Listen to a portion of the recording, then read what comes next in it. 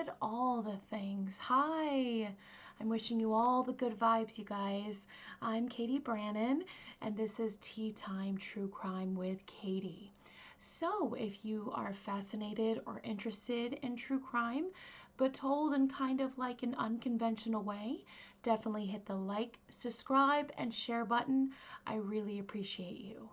So, this story, now a lot of you may already know this horrible, tragic true crime case, but I didn't actually. Now, before I go any further, I have a warning. I have trigger warnings. I'm going to be talking about um, child abuse. I'm going to be talking about domestic violence. I'm going to be talking about very, very sad things. So make sure you have a comfort item, whatever you feel comfortable with. And as you can see, I have my beautiful crystals behind me. I don't know if you can see it, guys, I have white candles lit behind me. So this is all good vibes, okay? So, as I said, this case, I swear, it's going to ruin your childhood because I'm going to talk about, to me, a very famous actress. And she was not only an actress, but she was a child actress that was taken way too soon. So, yeah, it's pretty rough. If you can handle my subject, we shall go on in just a moment, but if you are easily triggered, easily upset, please step out of my podcast. I wish you all the good vibes. So again, when I've heard about this case, because I was actually looking up some of the child voice actors one day. Why? I don't know. But I heard about it and I was like, there's no way. What? So I had just been researching for days on this case, and yes, there's a lot of podcasts about this case, but there isn't a Tea Time True Crime with Catie with this case. I'm going to be talking about the adorable Judith Eva Barsi. All right, here we go. Judith Eva Barsi was just like, she was cute as a button. She was born June 6th, 1978, which makes her a Gemini. Her parents were, they were Hungarian. They were immigrants from Hungary, and their names were Maria and Joseph. Okay? Now, Maria was a waitress, and nothing wrong with that. I mean, it takes one to know one, am I right? She was a waitress, and even though she came from Hungary, she left and fled to LA, the United States, Los Angeles. So she's waiting tables, doing her own thing, and this very impressive guy, I don't want to call him a gentleman, you'll see why at the end, but this guy comes in and she is immediately smitten. He is, tipping very big. He has fancy items. He has, he's very well dressed, very well spoken, very loud and proud and confident. Ultimate alpha male, I would say. Probably an Aries. Loud and proud, you know what I'm saying? Nothing wrong with that. I was raised by Aries, so I know. Now, the two of them, Maria was a server, and Joseph, he did like all kinds of little works when he was younger. Like, it didn't really say. It just said when they met in a bar in LA and they hit it off. Because Joseph was actually from Hungary as well. And they escaped Hungary in 1956, from a Soviet occupation. Now, the thing with Maria and Joseph is they came from different backgrounds, meaning Maria was raised in a very loving, comfortable household. They weren't like mega rich by any means, but it was comfortable. Anything that she needed as a child, she got. Now, Joseph, on the other hand, things did not come easy to him. And he kind of reminded me of some kind of a hustler. He didn't have the best things growing up. And like I said, they had, opposite background. But, nonetheless, opposites attract. And they got married in 1977. Now, she got pregnant very quickly, like I said.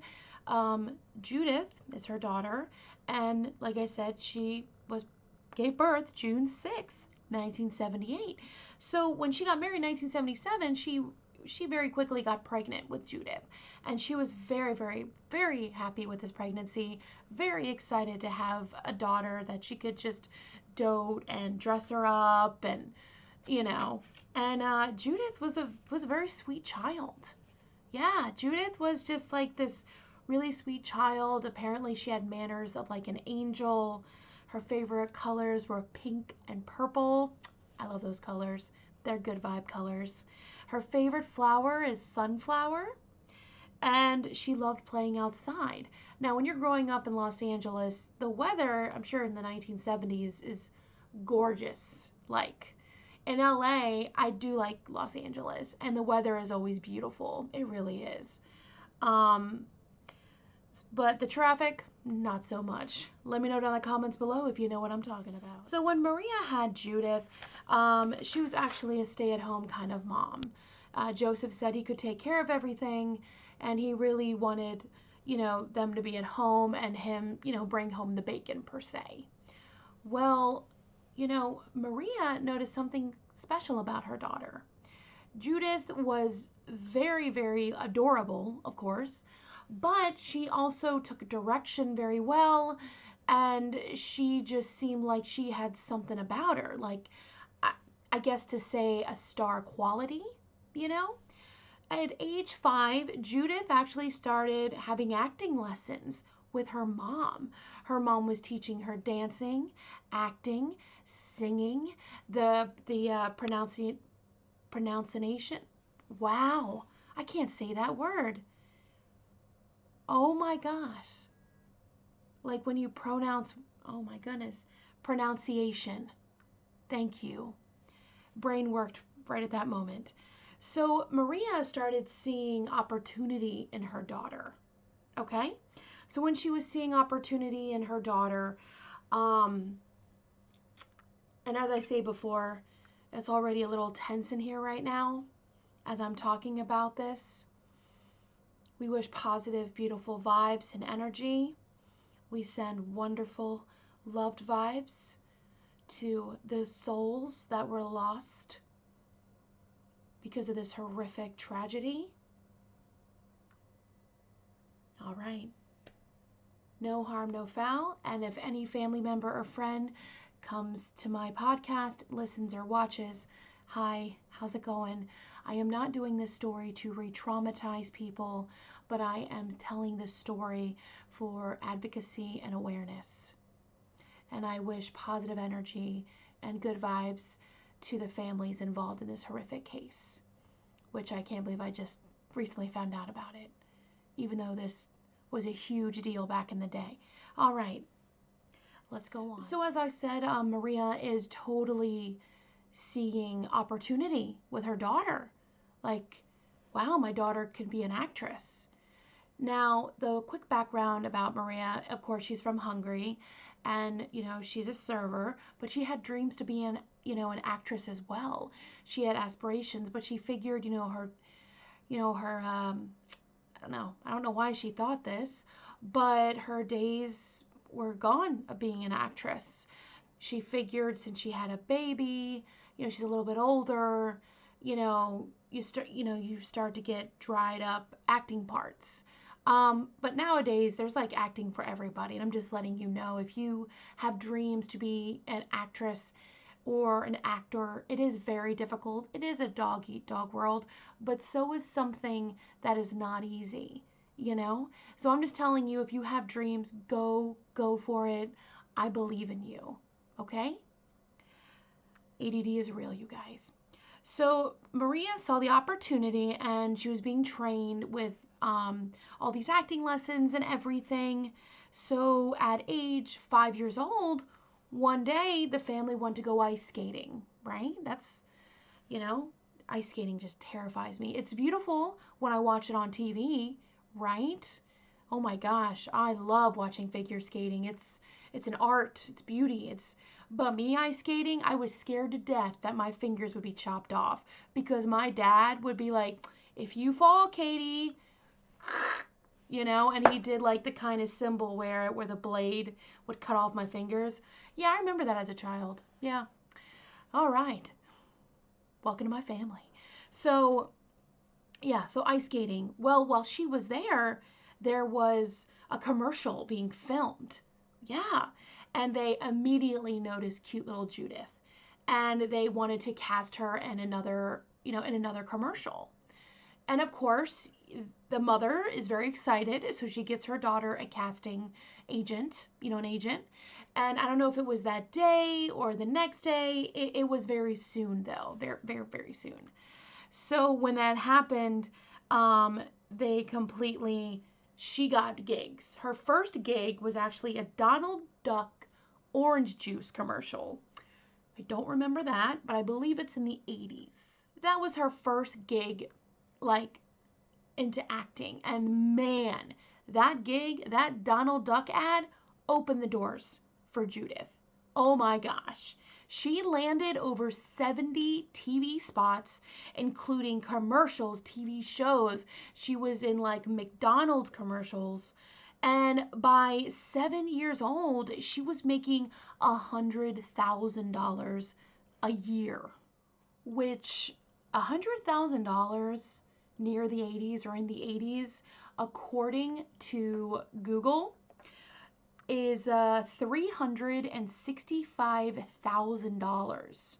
And then it says it even went up to $373,000. So that is a boatload of cash. That is, wow. So Judith is supporting the family, evidently. So now, before her acting, her family lived in a very small apartment. Now, when she was making this bank and making this money, Judith actually, they bought a 3-bedroom house in Los Angeles. Very roomy, beautiful 3-bedroom house in a very nice suburb with very, like really good security. Some of the TV spots that Judith landed in was Fatal Vision, Twilight Zone, Punky Brewster, Growing Pains, Cagney and Lacey, I'm probably saying that wrong, forgive me, St. Elsewhere, All Dogs Go to Heaven, this is voice acting, excuse me, All Dogs Go to Heaven, and Land Before Time. Ducky. Remember Ducky from Land Before Time? Oh my gosh. I love Ducky. And then, of course, Anne Marie from All Dogs Go to Heaven. If you guys watch that movie now, you're going to cry, especially if you know, like, what happened, what I'm about to tell you. You gonna cry. I cry anyway during that movie. That is a great, great movie. Easily top 10. But, yeah, man, it's a dark movie, though. If you grew up in the 80s or 90s, yeah, you're like, man, we like some dark animation. Maybe that's why, like, millennials are very kind of twisted and dark. You know what I'm saying? I mean, could be. We were raised with, like, Don Bluth films, which were amazing. But when you watch them now, you're like, what is happening? And when you watch The Black Cauldron from Disney, good God, how are we children we watch that? Can you explain that? Let me know down in the comments below what Don Bluth movie is your favorite, and what kind of dark Disney do you like that came out in the 70s and 80s. All right, so I go on little, So one thing you have to know about Judith, you guys, is she was very small. Yeah, I know she's a kid, okay? But no, she was very small. Like, she actually would be casted for younger roles, meaning when she was 5 years old, she would be casted playing a 3-year-old. She was very, very in demand because in acting, they want you to look young, of course, so you can get more roles. So your age range could be like higher. You know what I'm saying? People prefer, casting directors prefer people with experience. So they would rather have someone who is 5 years old, looks like they're 3, rather than casting a 3-year-old who is not really an experienced actor. You get it? Okay. When she was like 10, she was playing parts of like 6 and 7-year-olds. Yeah. She made bank for the family. She really, really did. It was, I mean, think about the pressure. Do you think she knew the pressure? Well, not yet. The father, Joseph, you guys will probably be thinking like, oh my gosh, Joseph was so proud of his daughter and he went to every audition. He dropped her off. He praised her. He wanted her to make her. No, Joseph was not a nice person. Yeah, he wasn't. He was actually bitter, and he was jealous that his daughter was like making all the money and having success. Really, dude? Really? So one day, this is for a neighbor's account. This is where we're going down, guys. This is going sad town. We're going into sad town. So grab your comfort items. I'm going to be talking about domestic violence and abuse to a child, which is not my favorite subject at all. It is my least thing of true crime because I would love to be blessed with a child one day. You know, universe, you never know. All right, that got weird. So one day Judith was flying a kite, and she's being a kid. She's in the garden of her home, and she's flying a kite, and she's all excited, and she's being loud. Okay, you're a kid, giggling, having fun. Well, the dad, Joseph, is like just annoyed. So he goes, and she's like, please stop, you're gonna break it. He like grabs the string from her hand. She's crying because she's like, Dad, you know, like, please don't break it. You know, she's just a little kid.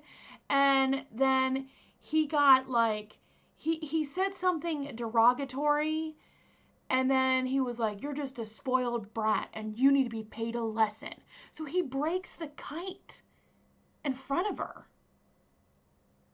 Yeah. I'm sorry. I don't know why I get choked up like that. It just makes me think of The Little Mermaid when King Triton went to destroy Ariel's like precious things. I just think that's so damaging. When you have a child that loves their stuff, that has their stuff, and the dad comes and just breaks it, that is just traumatizing to a child. And then after that happens, there is a spiked fence that is built around the home, which really confused neighbors because they're like, we have no crime rate here. This is a really nice suburb with high security. It was, like for the 1970s, it's a very nice neighborhood. But no, the father put up a spiked fence around the home. Things started getting worse in the Barsi household, okay? So Joseph keeps drinking. Yeah, he's a drunk. Yeah, if you guys know that, anybody in your family, any loved ones, please know that you are not alone and there is help out there. Just want to let you know, okay? You are never alone and there's always someone who can help you. Don't ever feel hopeless, okay? So Joseph starts drinking and he is not a happy drunk. He is the kind of drunk that is very aggressive. He's very mean. He's smart aleck, snippy, just kind of like a jerk, you know, and he yells a lot, raises his voice. So now Maria is starting to get worried because they've been married for about 5 years during this time, and she hasn't seen Joseph act like this. She has not. But I have to like kind of mention this. I don't really care because he is a jerk. But he did have a wife before Maria, and he has 2 separate children before Maria. Judith was Maria's child, which Joseph and her had together. But Joseph had an ex-wife, I believe her name was Clara, however you want to say it. They had 2 children together. And again, he was very nice in the beginning, but then there were reports where he threw like a saucer at her head and she had a black eye. She was terrified. So they're in a different state and he doesn't see his other 2 children. Apparently they went through hell too. He left when they were teenagers because they were starting to see what's really going on. So yeah, Joseph is showing his true colors to his wife now of almost 5 years, Maria. And Maria's terrified, to say the least. She just cannot believe who she married, and she just doesn't understand. Well, Joseph goes on these tangents and is just angry. And then he says a very, very cryptic kind of thing that just like shocked Judith and Maria. He said that if Maria ever left him, he would burn the house with them in it. Yeah, sounds really nice. So Maria was not the kind of woman that, was secretive about what's going on in the household.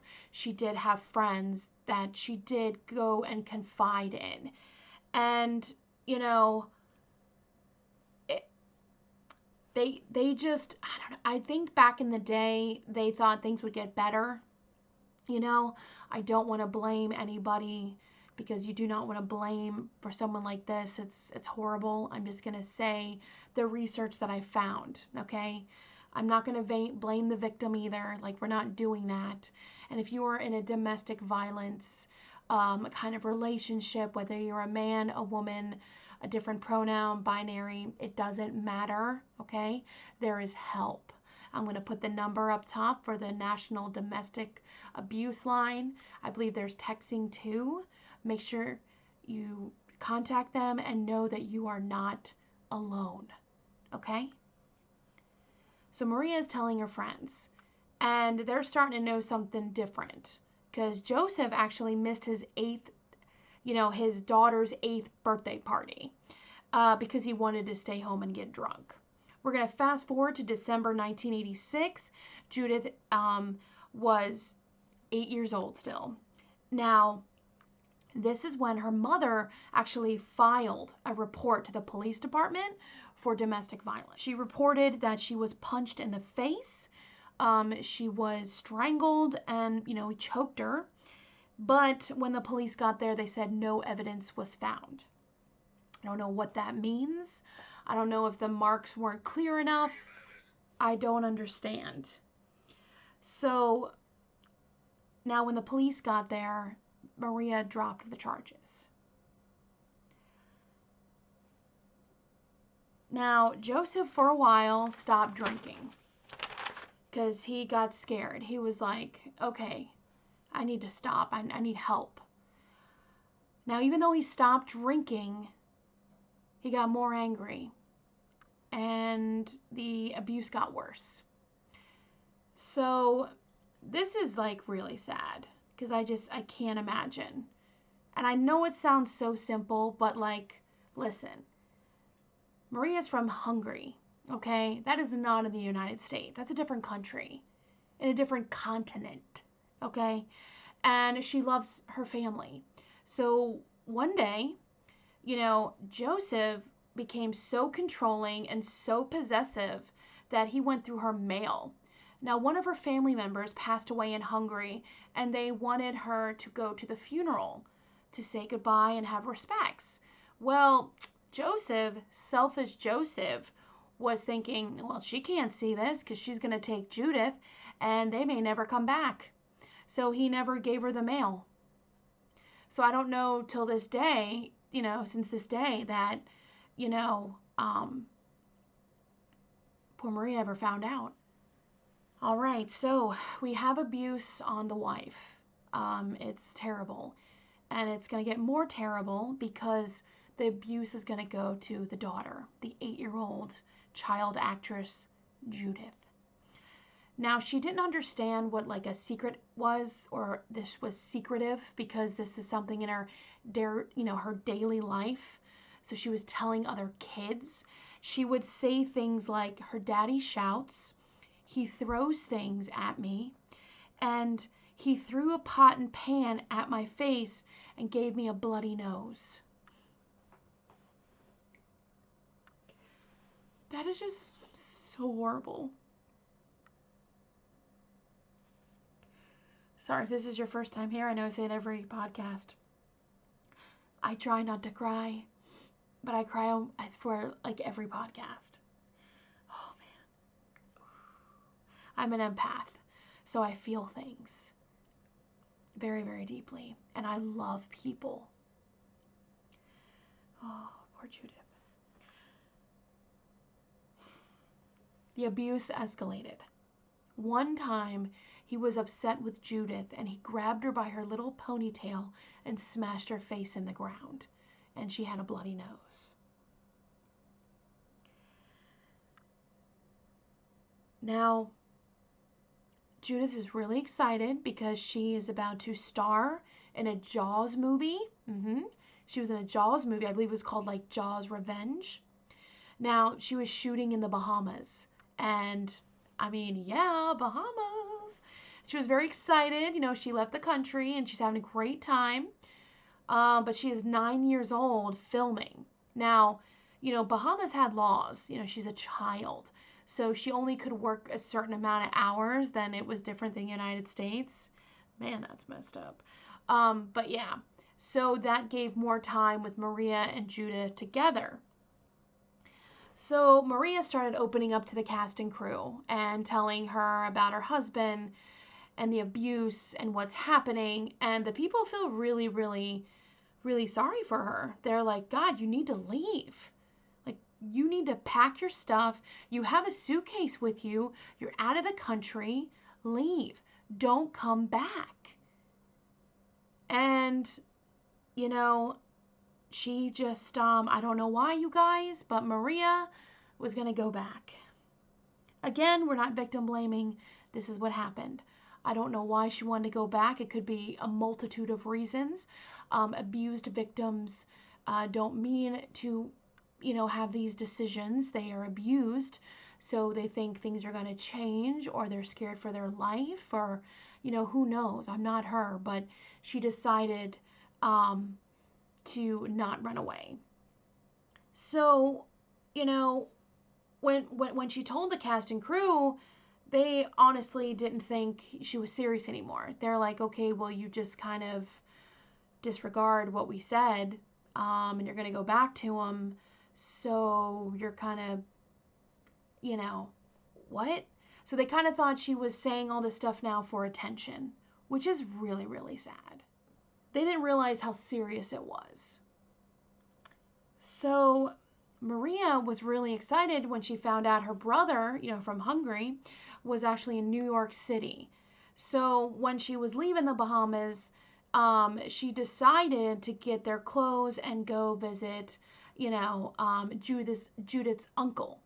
Now, I don't even know if they met before, but oh my goodness, Maria was so happy to see her brother. And they were gone for a few days. We don't know how or who was the snitch, okay? But Joseph found out where his wife and daughter were. And he called them, and he contacted them, and he basically was like, can I talk to Judith? And she was like, hi, Daddy. And he was like, do you remember what I said would happen if you don't come home? So the next day, they flew back. They went on a flight and flew back to Los Angeles. How would you talk to a child like that? There are so many things in my head right now, like what I would do and what but you don't know. You don't know. You weren't there. But sadly, they decide to go back to Los Angeles. Now, what is sickening about this Joseph dude? Not only he is an abusive, like, jerk. He abuses mentally, physically, you know, his wife and his child, his own child. He also is having extramarital affairs. Yeah. Okay. Bye. But the thing is, it wasn't bye. Okay. He actually was not just sleeping around on Maria. He had girlfriends that he would take to dinners and buy fancy gifts for. So Maria, you know, he wouldn't let her leave though. He would not let Maria and Judith leave. But he's out there swinging his hog. Like, come on. Sorry to be crass, but I'm just saying, like, let her go. You don't love her? Someone who treats you like this, that's not love. That is possession. That's not love. So Joseph is having these affairs, and Maria knows about it. And again, he still won't let her go. So she is trying to come up with a plan. And she goes, you know what? He won't leave me. No, I can't leave him, but I'm going to try to make him leave me. So she comes up with a plan. She starts to not take care of herself. She starts to not, like, wash her hair or do makeup or just make herself pretty. And then she starts letting the chores get out of hand at home. It's almost like a hoarder's home. There were plants and things everywhere. There was dishes and food. It was just like a pigsty, because she figured, wow, you want to live in this squalor? I don't think so. You should just, you should leave. You should move out. I mean, I guess I see what she was doing, and I don't think anyone wants to live in a very disgusting kind of home, but it didn't work. No, it didn't work. And he stayed, and I'm sure he hurt her really bad and made her clean. Let's be honest here, So neighbors were getting very, very concerned, because little by little, what Judith loved to do was be outside. She was playing her kite. And the weather is gorgeous in Los Angeles. But little by little, they were seeing less of Judith, and the neighbors were growing concerned. So they actually lend a helping hand. They actually went to Maria and said, hey, why don't we take Judith and you go find a safe haven? You go find a different place. And of course, she didn't want to. Maria declined help. Little Judith, she was starting to be very affected by the abuse as well. She actually, I don't know why they said this, because she's a child, but she put on a little weight, and she started pulling her eyelashes out. Now, when people pull eyelashes, eyebrows, it's like a nervous tic. It's anxiety. But this kid is 9 years old. She's a kid. She shouldn't be picking out her eyebrows and just like being very solemn and not happy. She also was pulling whiskers off her cat. No. So yes, this kid, Judith, is not doing good mentally. At 9 years old, she auditioned for All Dogs Go to Heaven. And during her audition, she was unprovoked, and she just broke down and cries and just sobs. And the casting director is looking at her like, I don't think this is acting, It's either the casting director or the agent. It's one of those two. But they immediately knew that something was wrong. Like, a 9-year-old just doesn't come and cry unprovoked. So they decided to actually contact a child psychologist. Within an hour, the psychologist said that Judith has been physically and mentally abused. Child Protective Services got involved, which I have those amazing heroes in my family. Shout out to you. I don't know how you do what you do, but you're amazing. But warning, I'm going to talk about what this Child Protective Service lady didn't do. I know. I can't, like I said, I cannot imagine your workload, even now, or the 70s. I just can't. But Child Protective Services was involved, CPS. And, Maria was basically saying, listen, I am divorcing my husband, okay? We actually have an apartment that we're staying a few hours a day. Like, we're telling my husband that she has auditions, we're going shopping, running errands, what have you, and we're just staying at that place for a few hours a day.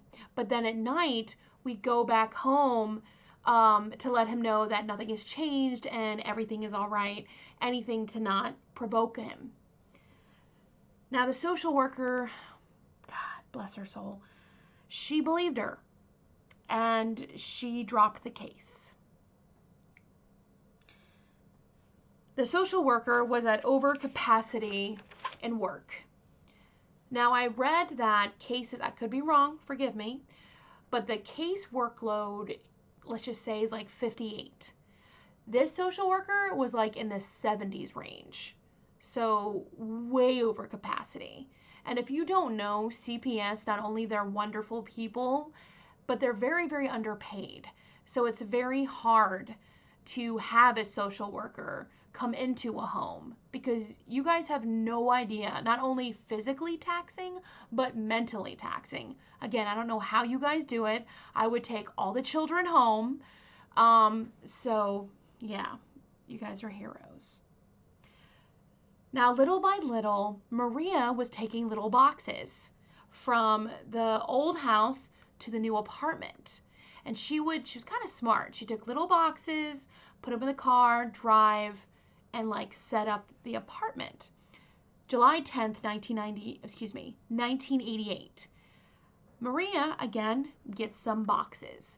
And she is loading them into her car and drives to the new safe haven, okay, the new apartment. This time, you guys, Joseph follows them. I know. Oh. But Maria, she thought of a great excuse. Man, she's smart. I mean, she's thought on her toes. So he's following them. She gets out of the car with boxes. He rushes up to her, wondering, what is going on, and she says, listen, she's helping out a friend with some boxes that has been in the car, and she was just gonna place them right by the door, and then she was gonna head home. Yep, Joseph bought it. Yes, he did. He bought it. So they went back home like everything was okay. Joseph believed it, and everything was fine. Everything was good. It was good.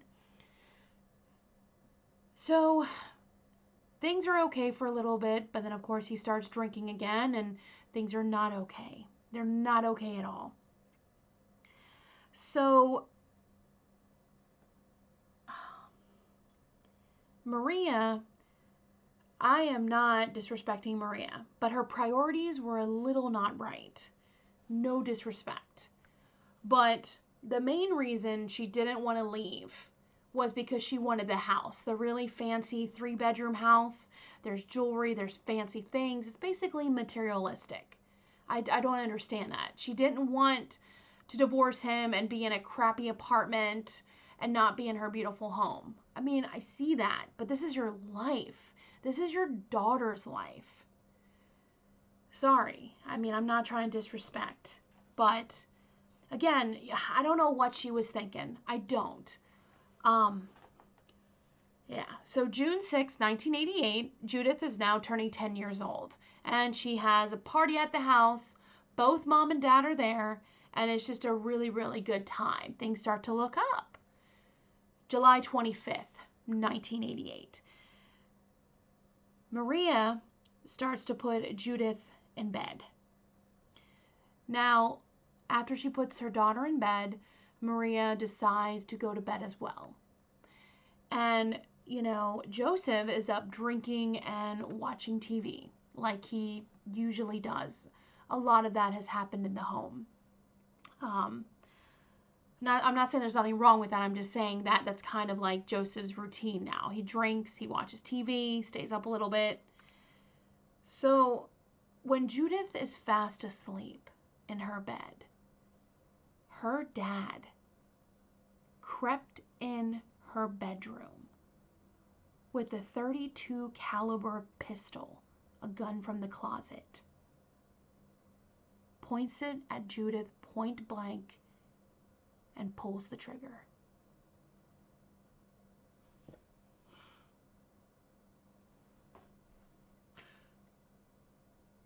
I'm sorry, I just can't imagine. So Judith is gone. After that, Maria wakes up because she knows what that sound is. And she starts trying to run to her daughter's room.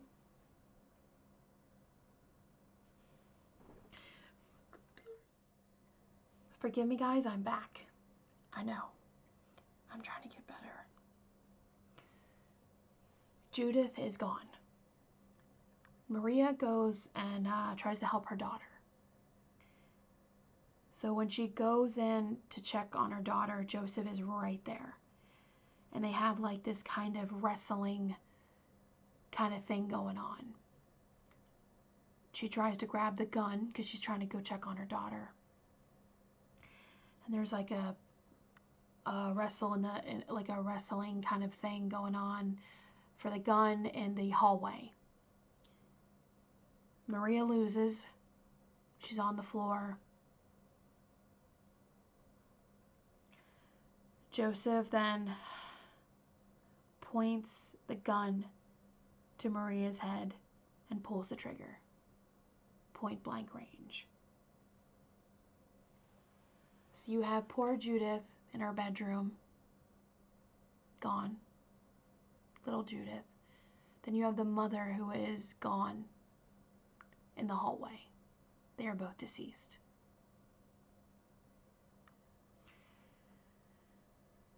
He is in the house with the bodies for 2 days. Another day goes by, and when Judith didn't show up at the recording studio for All Dogs Go to Heaven,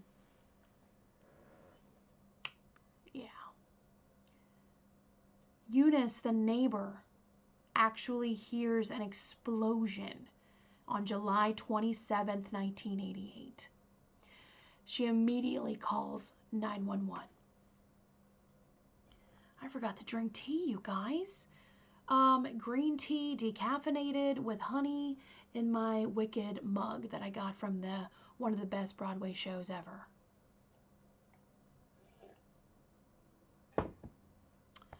That should calm my crying throat down. Now, when she heard the explosion, the police were called, 911, and no one expected to see what they saw. Joseph, the dad, took his own life with the same gun. And then when he did that, he lit the house on fire. For 16 years, Judith and her mother were in an unmarked grave.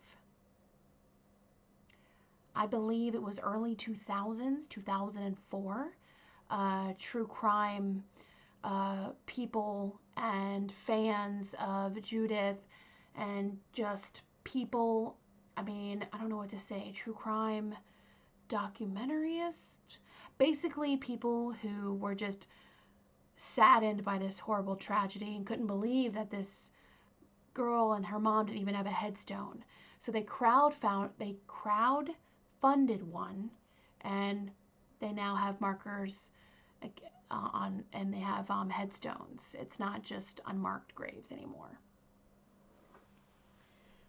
What is really weird, and I believe Eleanor said it, Eleanor Neal, oh, I love her. She was saying a foreshadowing kind of thing. Remember I mentioned the movie Fatal Vision that she was in? Fatal Vision was a true crime story about this guy who ended up murdering his family. Yeah, murdered the 2 daughters and the wife. Yeah, I know.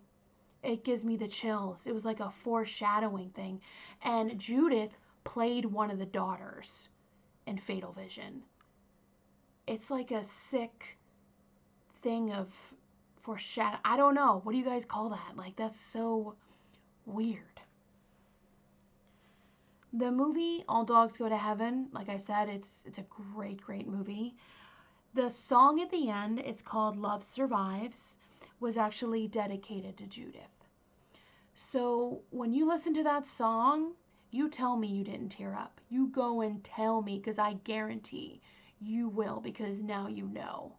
Now you know Ducky from Land Before Time and All Dogs Go to Heaven, just the adorable girl. Like, she was just so sweet and kind and innocent, and she had potential for a lot in this world, to be extremely successful and to actually help people. But that's not what happened. Now, the 3-bedroom house that the family lived in Los Angeles, it was actually repaired. It was repaired, and a family lives in there now, and they say it's haunted. I believe it. It was 2 murders and a suicide. And there was horrible abuse in that home. And with that abuse, it's energy. And it's not good energy. People said that there's like a dark presence in the hallway, which kind of makes sense because that's where poor Maria, her life was gone. It just feels very heavy in the home. And what's sad is the neighbors had no idea about the history. It was one of the, other neighbors in the neighborhood told them what happened, and they were absolutely shocked. They're like, oh, well, this kind of makes sense now.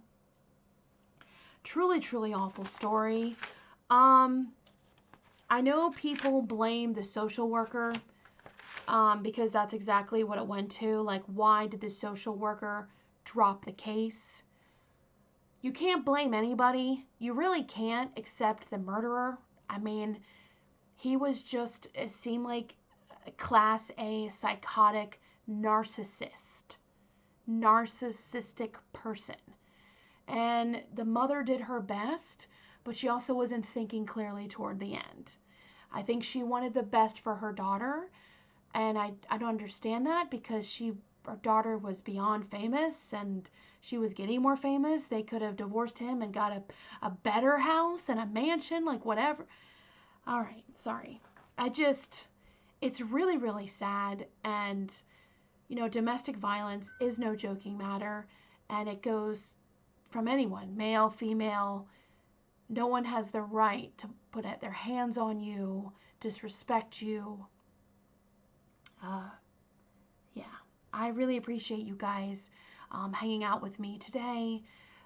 Thank you for listening or watching. Please know that you are loved and you are cherished. And remember, you are doing better than you think. Bye, guys.